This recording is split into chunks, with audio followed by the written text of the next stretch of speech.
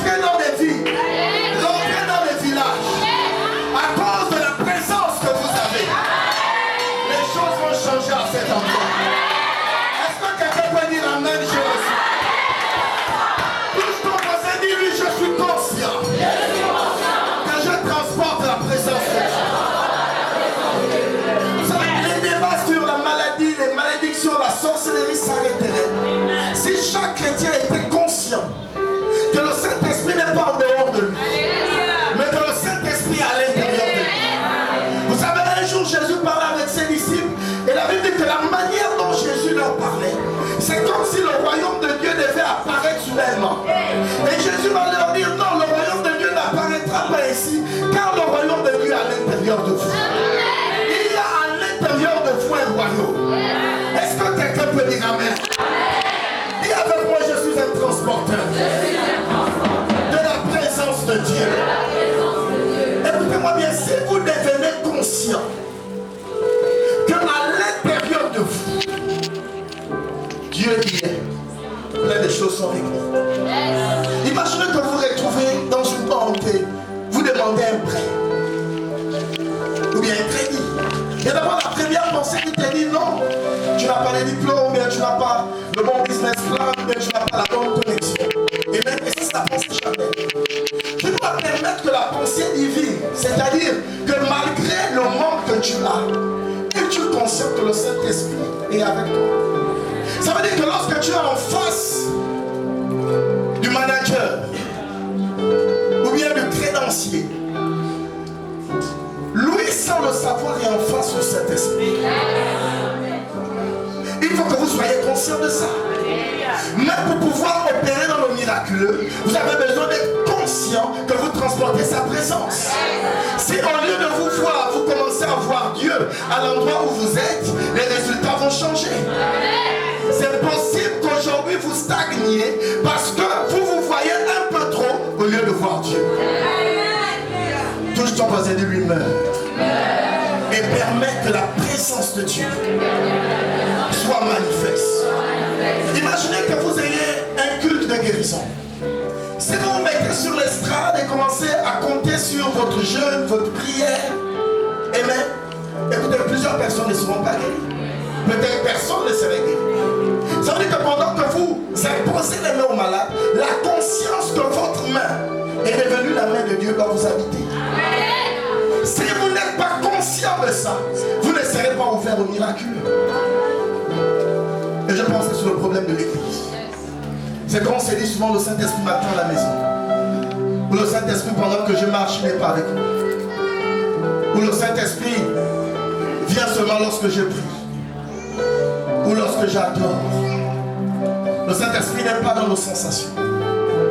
Il est avec nous. Jusqu'à la fin des jours. Ça veut dire que ce faible taux de conscience de la présence de Dieu, c'est ce qui détermine les petits résultats. C'est ce qui fait en sorte qu'on ait peur pour les grands défis. Pourquoi? Parce qu'on compte plus sur notre force plutôt que sur la force de Dieu. En 2023, au lieu de te battre, laisse Dieu se battre pour toi. En 2023, au lieu d'essayer de convaincre, laisse Dieu convaincre pour toi. En 2023, au lieu de stresser, la Bible dit, écoutez, que celui qui est fatigué et chargé, qu'il vienne. Au lieu de stresser, donne ton stress à Jésus. Recommande ton sort à l'Éternel et il agira. Je déclare et je prophétise que vous aurez foi en lui. Vous aurez foi en lui dans votre spiritualité. Foi en lui dans vos finances. Écoutez, quel que soit le domaine, je décrète et je prophétise que sa présence sera réelle. L'Église peut dire amen. Même pour un culte d'onction, tant que l'orateur n'est pas conscient que Dieu est là, c'est impossible d'opérer. Ça veut dire que pendant que l'orateur parle, à un moment donné, il peut se dire le Seigneur. Et dès qu'il a la conscience que le Seigneur est la l'âge de l'alliance, ce n'est plus moi qui vis, mais c'est Christ qui vit. Amen. Imaginez que ce soit Christ qui dirige vos affaires. Est-ce que vous rateriez? Imaginez que ce soit Christ qui vous accompagne à l'école. Est-ce que vous ratez? Alors, dites-vous bien qu'à chaque fois que vous êtes dans une salle de classe, dans un bureau, amen, vous n'êtes pas sûr que vous êtes avec Christ. Ce qui fera la différence, c'est votre conscience. Si vous êtes inconscient de sa présence, ce n'est pas possible que Dieu puisse agir. Quelqu'un m'entend? Amen.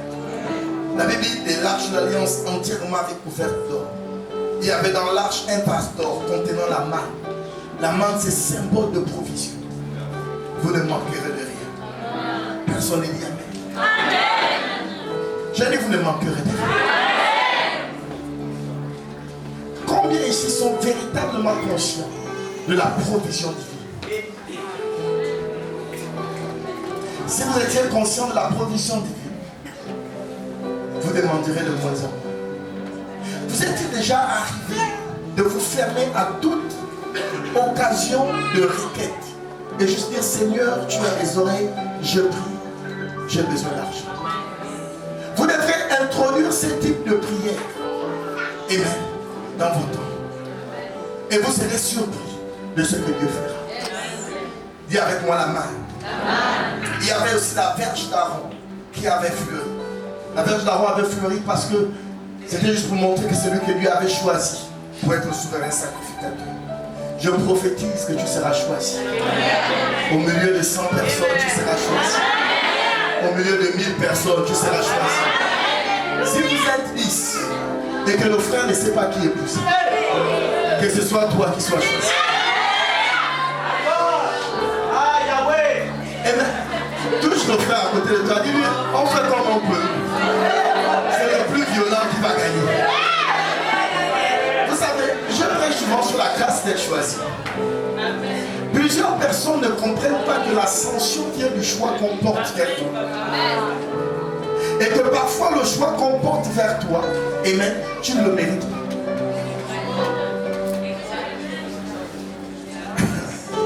Amen. Et j'ai coutume de dire que lorsqu'on prie pour vous, ou bien lorsque vous priez pour vous-même, l'une des prières c'est Seigneur, pendant qu'on choisit les gens pour des bonnes choses, que mon nom, que mon nom, que mon nom. Amen. Vous savez, même lorsqu'on décide de licencier les gens, ce sont des choix. Parfois vous avez les mêmes résultats dans la boîte, sauf qu'on l'a choisi lui pour rester. Mais on t'a choisi toi pour partir. Donc l'ascension, amen, comme l'échec, l'ascension, comme le rabaissement vient du choix. Lorsque vous entendez que dans une entreprise, on a promu quelqu'un, parfois ce n'est pas à cause de ses capacités intellectuelles. Tout à l'heure, j'ai discuté avec des ouvriers, ils sont en train de travailler vers la maison, ils font la route, etc. Et ils regardaient un match. Et puis on a discuté un peu de ce qui se passe dans la vie de Cristiano Ronaldo. Amen. Mais vous savez, non, écoutez. Bon, en fait, Cristiano, il est incroyable parce que c'est vrai qu'il va jouer maintenant en Arabie Saoudite. Sauf qu'il brise les records. Aucun footballeur dans l'histoire du football n'a déjà reçu un salaire de 200 millions d'euros par an. Et il a signé un contrat de 5 ans. Ça veut dire qu'ils vont lui donner 1 milliard d'euros sur 5 ans. Ça veut dire qu'il est condamné à être riche. Vous entendez ce que je suis en train de dire? Et maintenant l'ouvrier a dit ceci. Il avait son casque, sa tenue d'ouvrier. Il a dit, il mérite ça parce qu'il travaille dur. Je lui ai dit, penses-tu que Cristiano Ronaldo travaille plus dur que toi? Je lui ai dit, regarde comment toi tu creuses la route ici. Lui il fait quoi? Il chute un balai. Et je lui ai dit ceci, je dis l'élévation ne vient pas du mérite. Plusieurs personnes sont frustrées parce qu'elles estiment qu'elles seront choisies parce qu'elles le méritent. Amen. Et tant que tu penseras que tu mérites les choses, tu vas te rendre compte que la vie sera difficile. Quelqu'un m'entend? Et donc, l'une des grâces que tu vas demander à Dieu, c'est que lorsqu'on me voit quand même, est-ce que vous savez que la personne qui veut vous braquer, passés, il ne les a pas touchés. Pourquoi avez-vous été choisi? Est-ce que je parle à l'église? Bon, je décrète que pour les bonnes choses, vous serez choisis. Amen m'embête. Regardez les grâces qu'il y a dans le mariage. Après, je sais qu'il y en a. Après, chacun selon son expérience. Il y en a qui vivent le mariage comme le sacrifice de Jésus à la croix. Il y a d'autres qui vivent ça comme sa résurrection. Mais focalisons-nous sur la résurrection et ses bénéfices. Est-ce que vous m'entendez? Le mariage est fait pour rendre les gens heureux. Amen. Pas pour les stresser. Donc, le jour où tu décides de te marier, tu as décidé de devenir 2 fois plus heureux. On est d'accord? Amen. Mais sauf que pour se marier, lorsqu'un frère va vers une femme et demande la main, quand elle va réfléchir, elle décide de choisir. Et même avant que le frère ne se décide d'aller, lui aussi, il y a plusieurs sœurs. C'est un choix. Voilà pourquoi je vous dis que dans tout, ce n'est pas juste l'argent. Priez que vous soyez choisis dans ce qui est bien. L'église peut dire Amen. Qu'on vous choisisse. Je dis qu'on vous choisisse. Que la prochaine fois qu'on vous voit, que les gens vous aiment. Il y a des gens qui ont cette historique. À chaque fois que je rentre à un endroit, on ne m'aime pas. Les gens sont bizarres avec moi. Écoute, aujourd'hui ça change. C'est Satan qui veut te garder au même niveau. C'est Satan qui veut faire en sorte que les gens ne t'aiment pas. Mais je décrète et je déclare qu'on va t'aimer sans raison. On va te dire non, tu passais par là. Est-ce que tu ne cherches pas un emploi? Tu passais par là. Est-ce que tu es sûr que tout va bien? J'ai senti dans mon corps l'envie de te faire du bien. Est-ce que l'église peut dire Amen?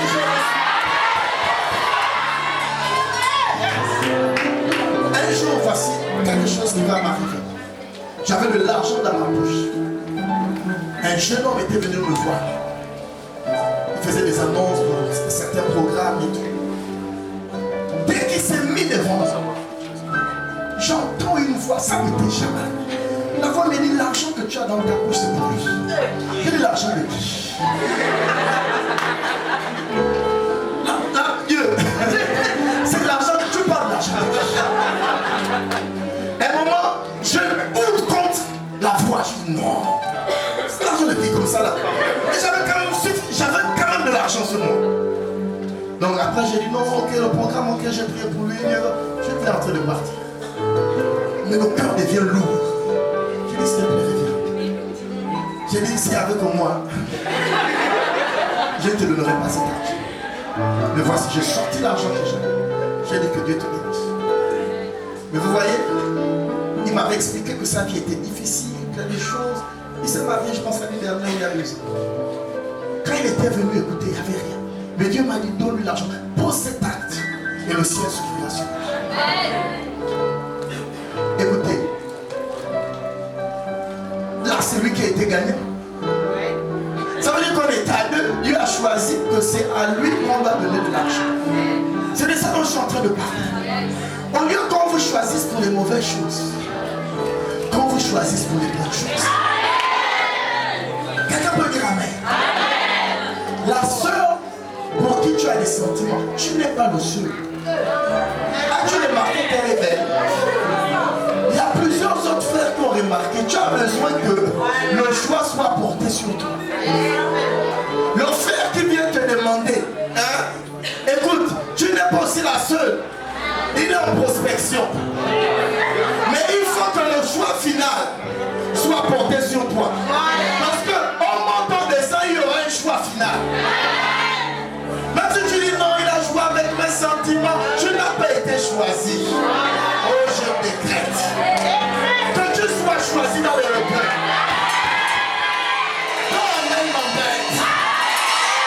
Je dis que tu sois choisi dans les hauteurs. choisis dans la prospérité. Vous êtes prêts pour la suite? Que Dieu vous mette dans un environnement qui va favoriser que des personnes importantes vous choisissent. Touche ton voisin. Dis-lui, je n'ai rien contre le fait d'être choisi par quelqu'un de pauvre. Mais si ça dépendait que de moi, il serait bien que je sois choisi par des personnes importantes. Donc ceci sera ton témoignage. Est-ce que l'église peut dire amen?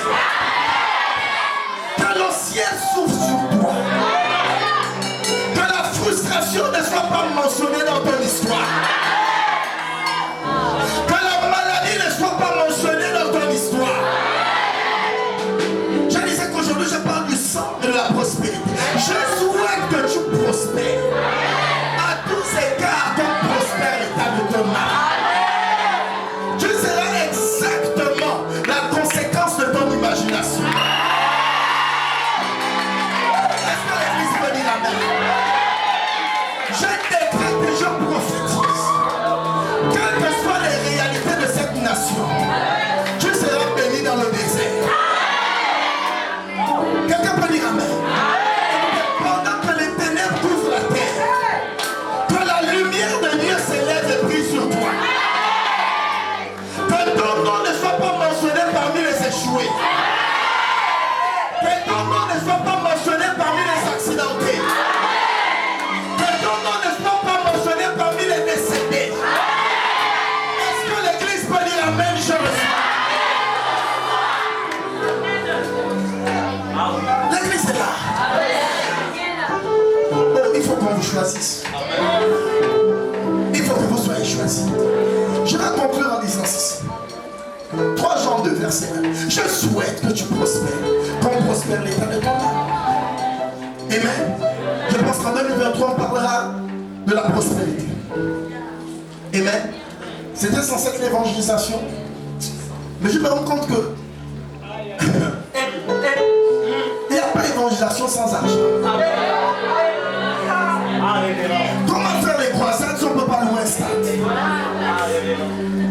C'est vrai, papa. Vous savez quoi ce que je vais dire? L'argent contribuera à 80% à l'accomplissement de votre destinée. Quelqu'un m'entend? Si tu décides d'être pauvre et être confortable avec le monde, tout ce que Dieu te dit, oublie déjà. Parce que même lorsque Dieu te dit, je veux faire de toi un témoin dans les nations là, on ne va pas là-bas en esprit. À moins que tu sois un intercesseur international. Pour aller aux États-Unis, au Canada, au Mali, toutes les nations, vous devriez prendre le visa, acheter le billet, avoir une chambre de paix. Et maintenant, même dans votre destinée d'être un grand prophète, vous ne serez pas un grand prophète sans argent. Et donc, je souhaite que tu prospères. Qu'on prospère l'état de ton âme. Est-ce que l'église peut dire amen? Je vous ai parlé de ce qu'on retrouvait dans la présence de Dieu. Parce que Dieu ne se gêne pas de montrer à Moïse l'or dans sa présence. Lorsque généralement ce qui se fait, c'est qu'on veut dissocier la prospérité de la spiritualité. Ce qui fait que lorsqu'on dissocie la spiritualité de la prospérité, amen, écoutez, on ne vit que dans l'illusion. On vit dans un prophétique futur. On est toujours un jour Dieu fera. Mais cette saison s'arrête. Est-ce que l'église peut dire amen? Je souhaite que tu prospères à tous égards. Qu'on prospère l'état de ton âme. Il faut que vous compreniez la base. Prospère l'état de ton âme. Ça veut dire que le socle et le fondement de la prospérité, c'est ton âme. Ça veut dire que le premier endroit dans lequel tu dois investir pour devenir prospère matériellement, c'est quoi? Ton âme. L'âme est différente de l'esprit. En grec, pneuma veut dire esprit. Souké siège de la volonté, siège de la raison, siège de l'imagination et du caractère et de la personnalité. La Bible dit que c'est sur sous terre que la prospérité commence si tu veux prospérer. Ça veut dire que si tu as une âme pauvre, tu ne peux pas prospérer. En d'autres termes, est-ce que vous êtes prêts? Une tête vide ne peut pas prospérer. Vous devez entendre quelque chose. Peut-être que vous séchez souvent les clés d'enseignement, mais je vais essayer de revenir sur ce que j'ai déjà dit. Genèse 1, verset 26. Faisons l'homme à notre image, selon notre ressemblance qu'il domine.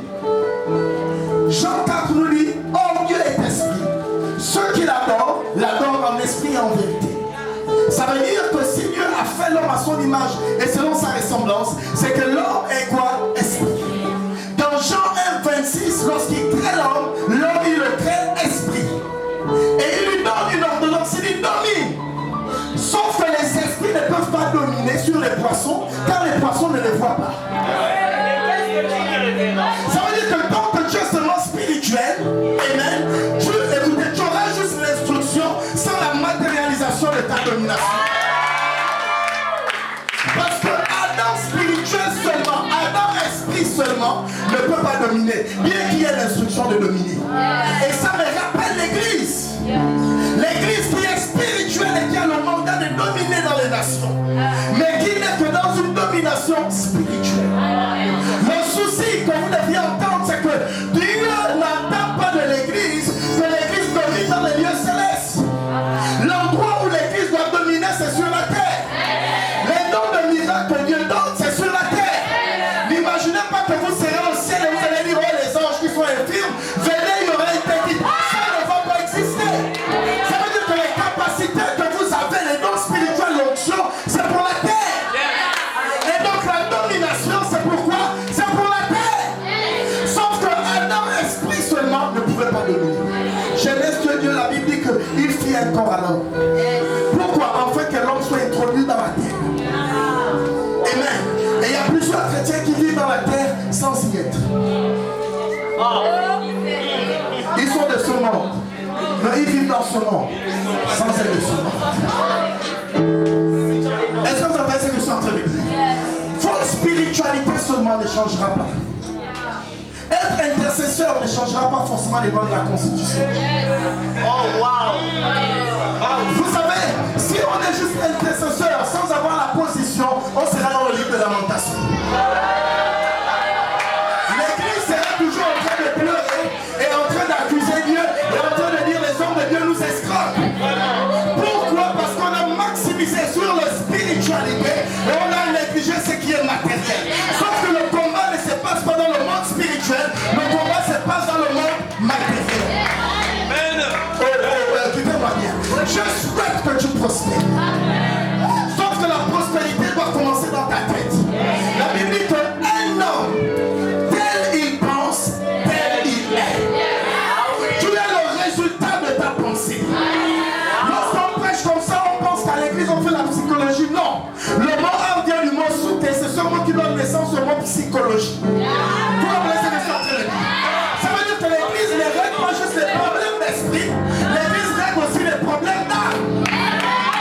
Est-ce que vous m'entendez? Je décrète et je déclare que la grâce qui a été faite à Shadrach, Meshach et Abednego d'avoir une intelligence renouvelée de soi. Est-ce que quelqu'un peut dire amen, je le suis?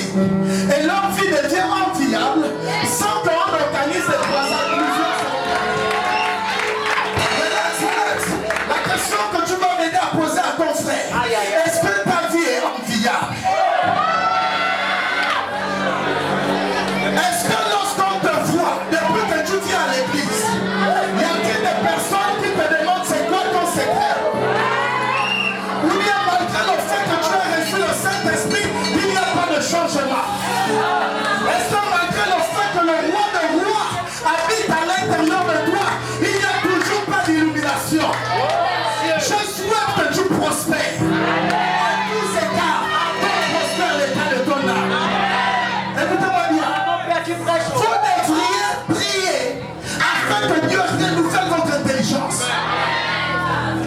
Amen. À l'église, il y a trop de gens qui sont dans le spirit. Ils sont tellement dans le spirit qu'ils ratent tout ce qui s'est fait sur la terre. Sauf que Dieu, c'était pas ça le plan originel de Jésus. Il est venu écouter. Dieu aurait pu juste faire de nous des esprits. Et on devait être comme des anges. Vous m'entendez? Il a dit non, je leur ferai un corps pour qu'ils soient sur la terre. Ça veut dire que le règne des hommes, des fils de Dieu, c'est sur la terre. Est-ce que tu pries? Et même pose la question à celui qui est à côté de toi. Lui, tes échecs-là, en quoi ça glorifie Dieu? Mais quand on prend un examen, tu vas toujours chercher ton nom sur la liste des échoués. En quoi ça glorifie Dieu? Oh, le monde attend avec un ardent désir la révélation des fils de Dieu. Je prie que tu seras révélé. Est-ce que quelqu'un peut dire amen?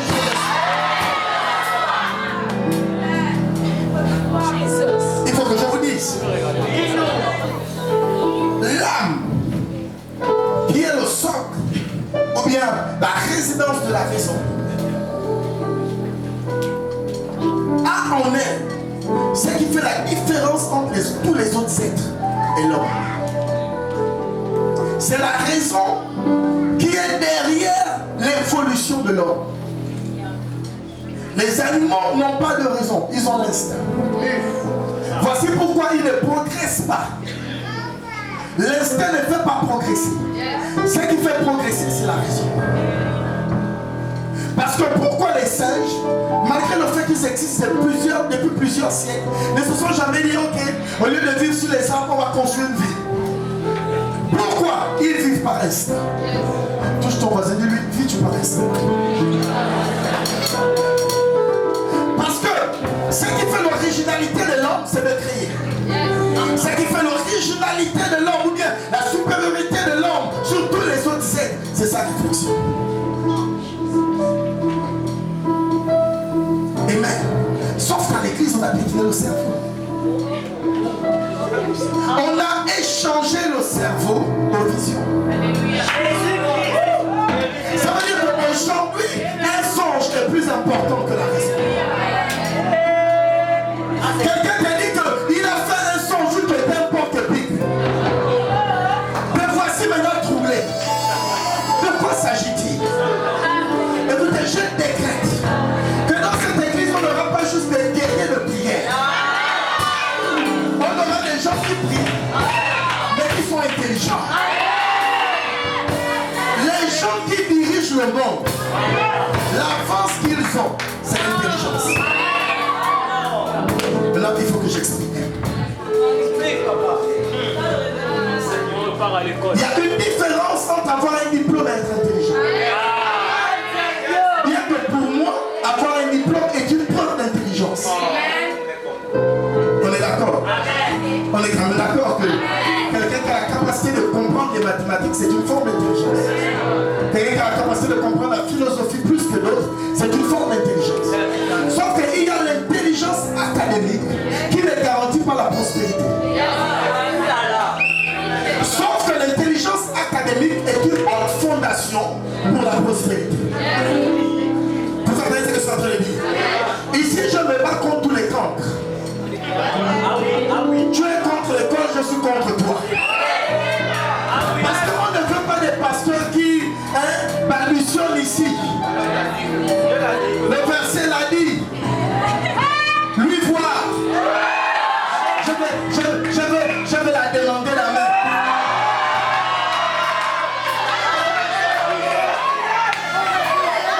Regarde, je suis une parole de connaissance. Regarde, il y a quelqu'un qui a refusé. C'est pas à cause de la grâce. Est-ce que l'église est là? Dis avec moi lumière. La Bible, vous êtes la lumière du monde. Jésus, écoutez, Jésus a dit, je ferai mon église. Je bâtirai mon église. Le mot Ecclésia veut dire Sénat. Ça veut dire Assemblée nationale. C'est ça que l'Église veut dire. C'est ça que l'Église veut dire. Ça veut dire que ce sont des gens réfléchis. L'Église ne doit pas être. C'est vrai qu'au début on peut arriver et notre vie n'est pas bien. Sauf que vous devriez accepter d'être renouvelé par la parole de Dieu et accepter que la sagesse de Dieu habite en vous. Ce que vous avez été au début, vous devriez refuser de l'être aujourd'hui.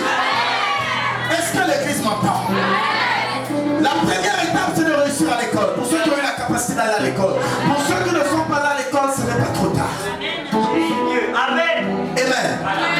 Sauf que il y a l'une des choses qui est méprisée à l'église. C'est l'intelligence financière. Relax. Maintenant, l'intelligence financière est négligée à l'église. Pourquoi? Parce que tous les chrétiens, un jour, ont eu une réunion. Et ils se sont dit, tu sais quoi?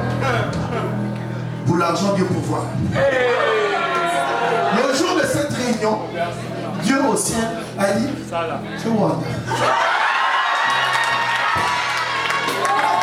Il était choqué de cette réunion. Parce que, ça vous dit bien, Dieu n'a jamais créé une table.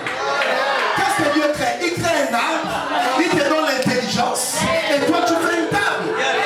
Ça veut dire que tant que tu n'attends que tout de Dieu, tu ne seras qu'au niveau nature. Tu ne pourras jamais te développer. Je vous ai déjà dit ici que Dieu est bio. Ça ne dérange pas à Dieu que tu sentes mauvais. Vous devriez comprendre ça. C'est pas Dieu qui a créé les parfums. Il a mis la raison à l'homme. Et l'homme s'est dit, mon frère, tu ne sens pas bon. Il faut qu'on puisse créer quelque chose. Est-ce que vous entendez? Relax. La Bible dit ceci. Genèse 1, 26. Faisons dans notre image, Dieu a créé la terre. Mais écoutez, la Bible dit dans Genèse 2 qu'il n'y avait aucun arbuste. À cause de deux choses, il n'y a pas eu de pluie sur la terre et parce qu'il n'y avait pas d'eau. Ça veut dire que Dieu est sur la terre, il ne développe pas.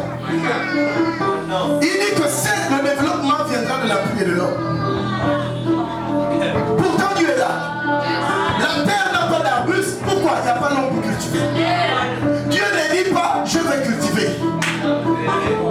Et plusieurs personnes s'attendent à Dieu pendant que Dieu s'attend à eux. Et donc à cette réunion, vous savez ce que les chrétiens ont dit? Les chrétiens ont dit non, on va payer les dîmes. On va recevoir comme si on avait des entreprises. Et donc qu'est-ce qu'ils ont fait? Ils sont venus payer les dîmes. Après payer la dîme, ils sont allés dormir. 5 ans plus tard, on m'escorte à l'église. Tu as respecté un des principes. Pas tous les principes. Vous comprenez ce que je suis en train de dire? Et donc, l'intelligence financière, c'est très important. Vous avez besoin, pendant 2023, si vous voulez voir vos finances changer, vous ouvrir à une éducation financière. De la même manière que vous êtes ouvert à être éduqué sur la prophétie, sur la guérison des malades, sur le baptême du Saint-Esprit, sur les techniques d'évangélisation, vous devriez aussi vous ouvrir dans le fait comment on fait pour multiplier l'argent. Si vous ne vous ouvrez pas à cette intelligence, on va verser l'huile. On va vous souffler. Vous allez tomber, vous allez même nous casser les chaises. Sauf que rien ne va changer. Pourquoi? Il y a quelque chose en vous que vous avez méprisé. Votre âme. L'église m'entend. Je souhaite que tu prospères comme prospère l'État. Ça veut dire que toute ta vie n'est que le reflet des réalités et des vérités dans ton âme. Les gens sont pauvres parce qu'ils le pensent d'abord. Toutes les personnes que vous voyez, la vie est dure, je suis célibataire, les choses sont dures. Vous savez, toutes les personnes qui aiment se plaindre, elles ne parlent que comme leurs pensées leur dictent. Je vais vous dire certaines choses. Comment mes finances ont commencé à changer. Quand je suis rentré au Gabon, j'étais un peu dans l'euphorie et la rébellion comme plusieurs. Amen. C'est le système qui gaspille. C'était le responsable de notre pauvreté.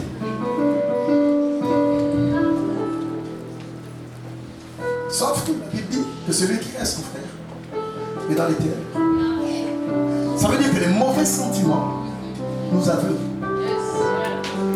Parfois, on n'a pas la capacité d'avoir une idée en affaires à cause de mauvaises émotions.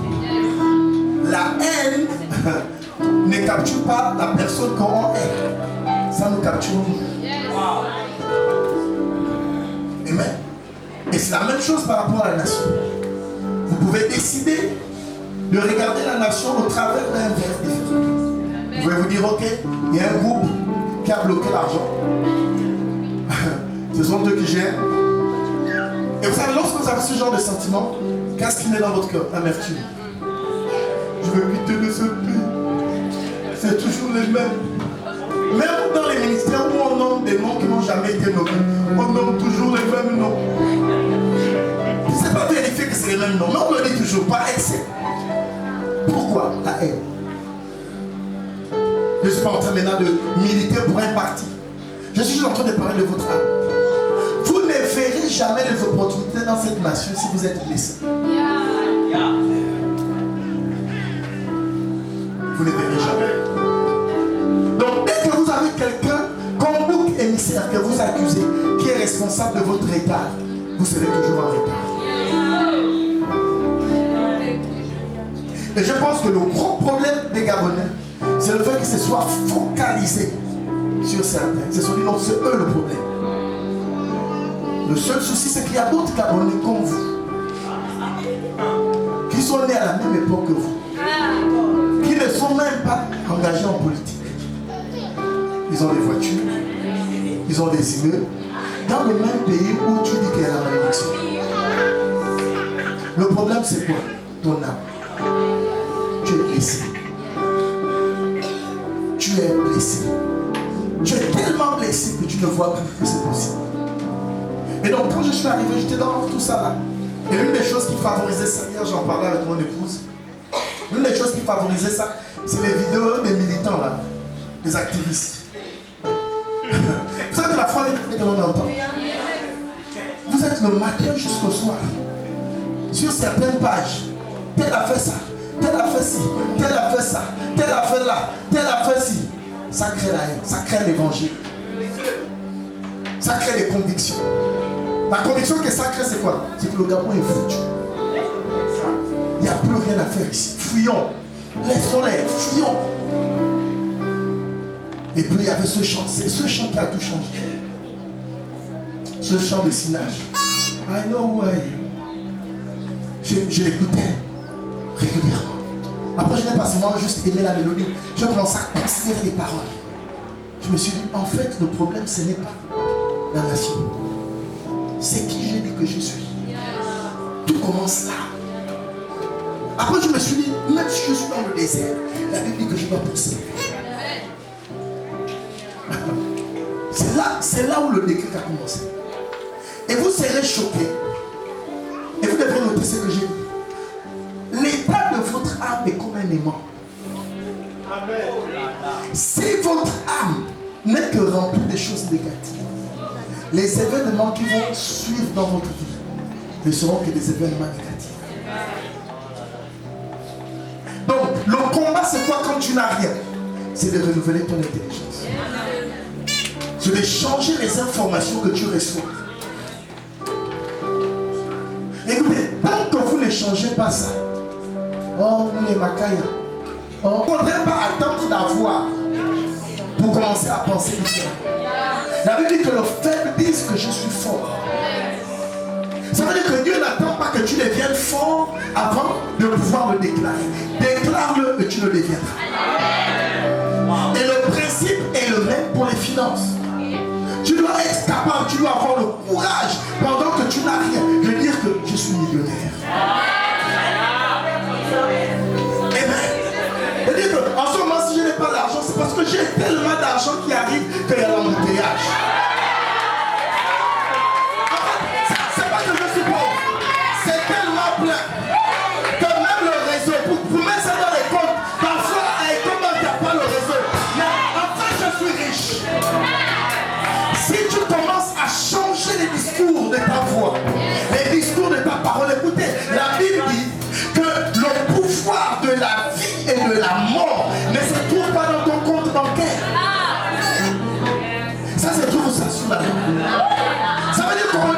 tu n'as pas besoin d'avoir. Tu as besoin d'être ambitieux. Tu as besoin d'être optimiste. Tu as besoin d'être positif quant à ton avenir. Écoutez, et c'est un conseil gratuit que je donne aussi. Si un frère vient, il te demande la main, et quand vous parlez, c'est toujours « ah, la vie est dure ». Il est déjà en train de prophétiser sur votre foyer. Vous serez choqués. Il va te dire « ah, mais je t'avais dit que la vie était dure ». Tout commence où? Je ne vous parle pas de la vie de quelqu'un d'autre. Je vous parle de ma vie. Mes finances ont commencé à changer quand j'ai changé d'attitude. J'ai commencé à me dire non, j'ai l'argent. Je n'ai pas attendu de voir l'argent pour commencer à dire que j'en ai.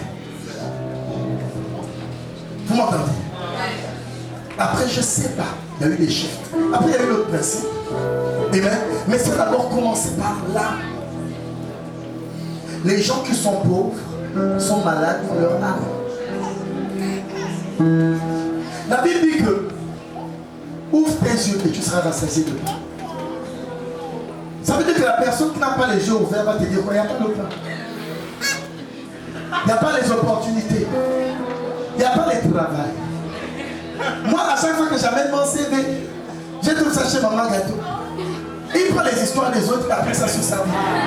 Son CV n'a jamais été chez Maman Gâteau. Mais enfin, il veut faire l'intéressant en détruisant sa vie par la puissance de ses parents.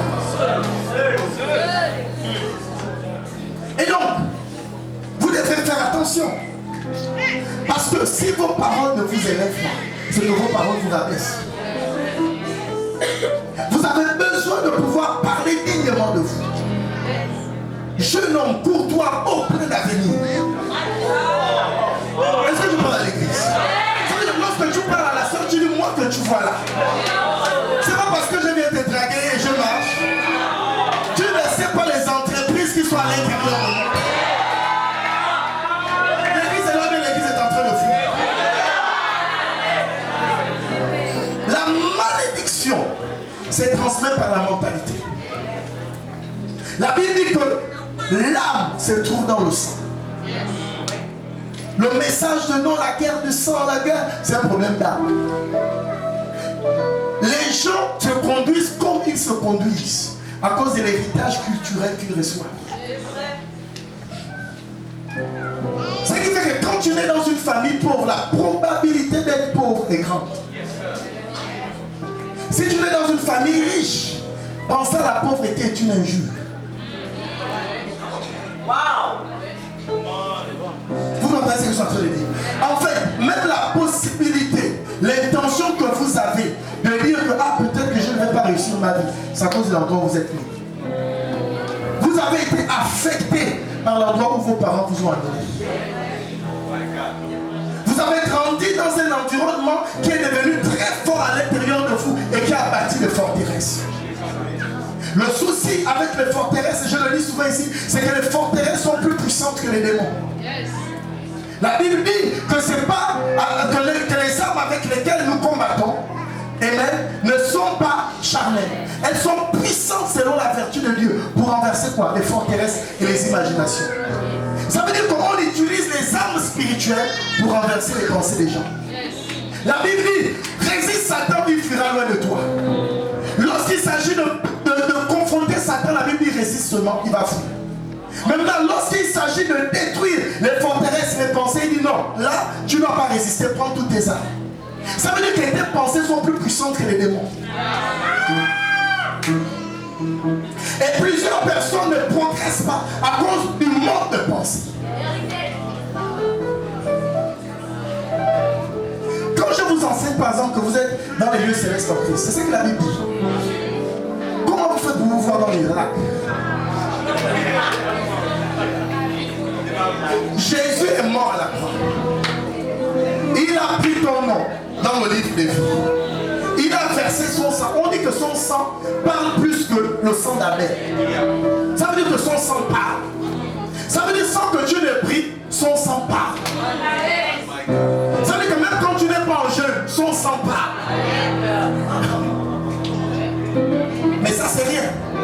Quand quand Jésus meurt sur la croix, il dit Père, pourquoi m'as-tu abandonné?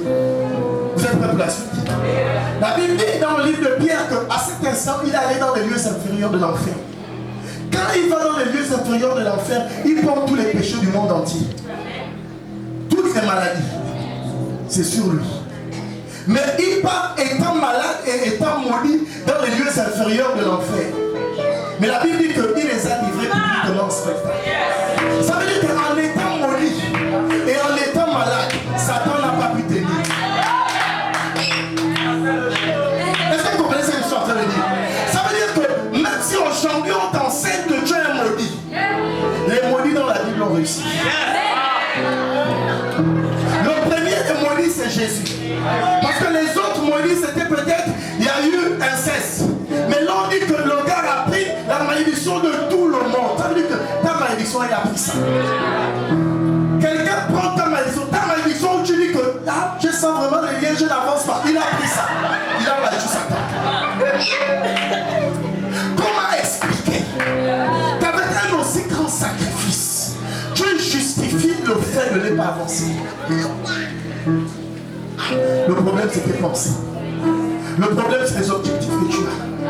Il n'y a pas un problème dans la puissance de Dieu. Il y a un problème dans le type de rêve que tu as. Tu as des rêves trop amoindris.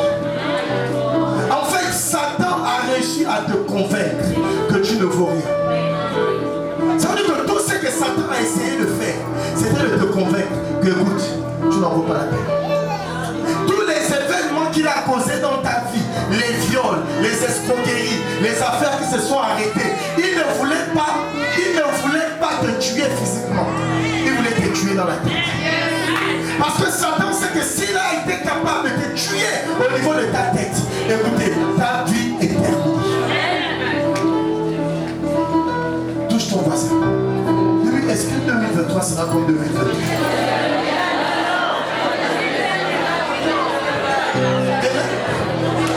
Est-ce que 2023 sera comme 2020?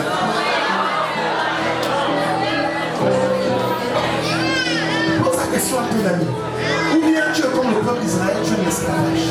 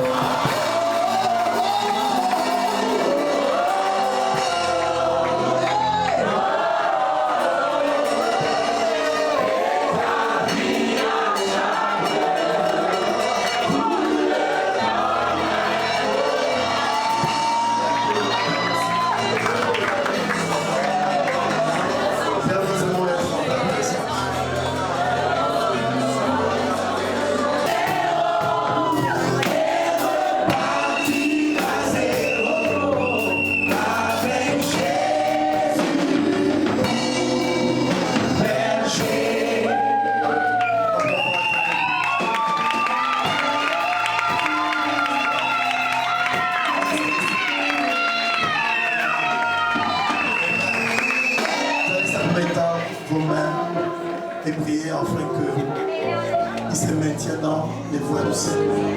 Plusieurs acceptent Jésus après, ils oublient. Vous savez, il y a beaucoup de gens qui ont des rendez-vous à minuit aujourd'hui. Vous avez des rendez-vous à minuit. Amen. Est-ce qu'on peut nous lever et prier pour eux? C'est quoi ton nom? Chris. Deis. Et toi? Vince. Vous avez des amis? Donc, Deis et Vince. Est-ce qu'on peut prier pour Deis et Vince afin que Dieu les accompagne? Vraiment, mes besoins. Seigneur Jésus, pardonne mes péchés, pardonne mon passé, de tout ce que j'ai fait avant de te connaître, qui n'est pas glorifié, que ton sang me purifie, que j'obtienne ton pardon. Je prie que ton Saint-Esprit vienne habiter à l'intérieur de nous, car aujourd'hui, devant le ciel, devant la terre, devant la mer, je te reçois. Toi, Jésus, sauveur de mon âme, comme mon Seigneur et mon sauveur personnel, que ton esprit m'aide à marcher dans ta volonté. Aujourd'hui, je décrète et je déclare que je suis né de nouveau. Je n'appartiens plus à Satan. J'appartiens maintenant à Dieu en Christ Jésus. Quelqu'un peut dire Amen. Amen. Dieu vous bénisse.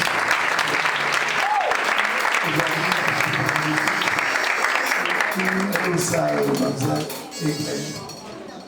Glenn est où? Vous allez rencontrer cette jeune dame, ok? Juste pour 5 minutes. Dieu vous bénisse.